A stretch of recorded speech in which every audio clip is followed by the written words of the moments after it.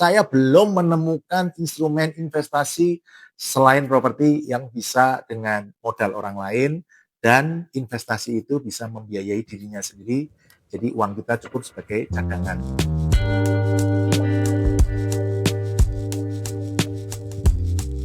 Halo teman-teman, saya Pipo, saya pemilik Rukita Deluxe, ada satu di Harmoni Jakarta Pusat, saya ada satu lagi Puma itu grupnya Rukita juga di kota Serang. Teman-teman, saya akan bagikan pengalaman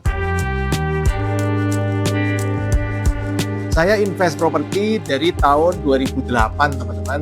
Waktu pertama punya properti pengennya punya kos, ya kan, ternyata punya kos itu aduh teman-teman pusing sekali.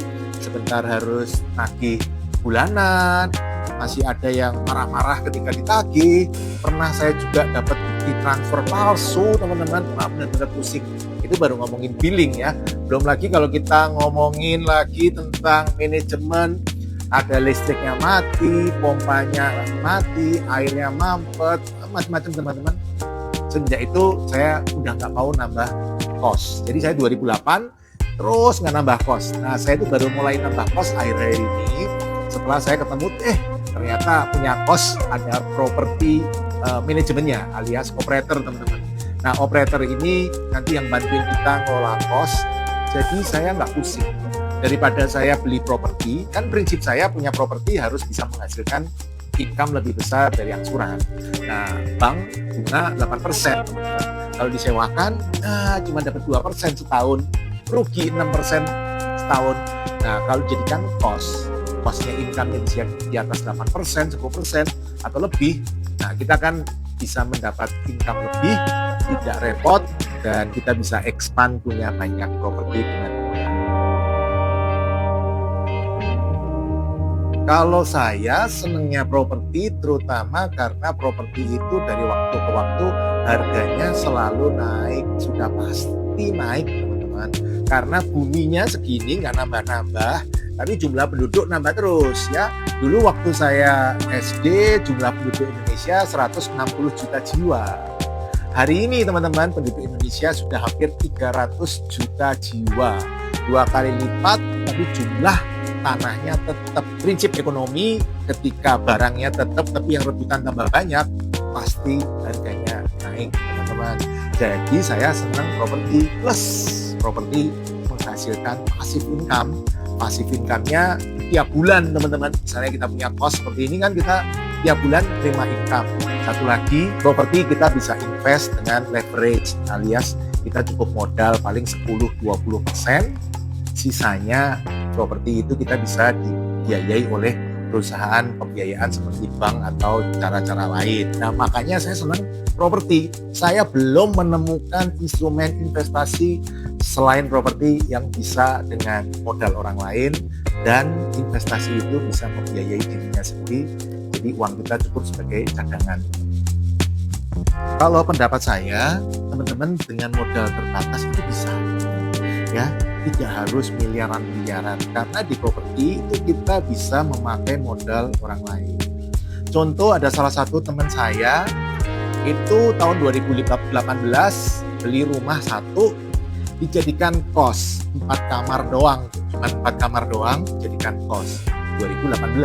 Hari ini 2025 kembangin terus jadi kos. Hari ini sudah sampai 200 kamar lebih loh teman-teman. Bank itu paling senang membiayai orang invest properti karena fix asetnya jelas, bentuknya barangnya jelas, dari waktu ke waktu naik. Jadi bank senang membiayai kita. Nah, kita bisa. Kalau saya lihat ya teman-teman, kalau orang-orang yang invest pertama properti, kesalahannya yang saya lihat mereka itu sering tidak tahu harus mulai dari mana. Jadi kadang diomongin sana itu bagus tuh cepet naik, terus ikut-ikutan beli, ternyata nggak naik-naik. Kalau pendapat saya, jangan fokus ke kenaikan harga properti. Naik harga itu faktornya di luar kita banyak teman-teman, bukan di tangan kita. Nah, lebih baik kita fokus ke income bulanannya teman-teman. Misalnya kita jadikan kos, ya kan? Ketika jadikan kos, properti itu yang penting menghasilkan income buat teman-teman. Itu seperti kita memiliki angsa bertelur emas, teman-teman. Angsa bertelur emasnya dinikmatin telurnya aja. Jangan dipotong angsanya atau dijual angsanya, nanti tidak bisa menghasilkan telur emas itu lagi. Nah, telur emas ini yang kita nikmatin. Properti prinsipnya seperti angsa bertelur emas.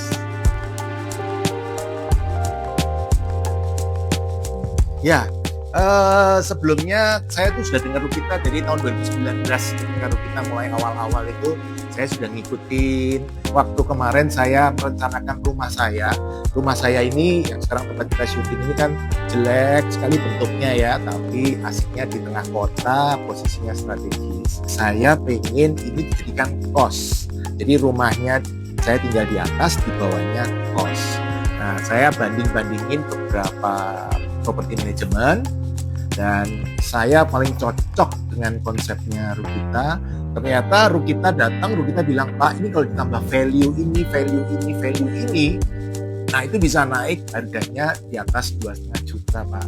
Sehingga income yang Bapak dapat itu lebih banyak, teman-teman. Teman-teman pilih mana? Dapat income sedikit tapi kerja sendiri, atau orang lain yang bantuin, operator yang bantuin tapi income-nya lebih banyak. Waduh, kalau kos-kosan teman-teman nggak usah nonton drama Korea, teman-teman ngurusin kos coba dah. Itu drama Koreanya banyak banget, teman-teman.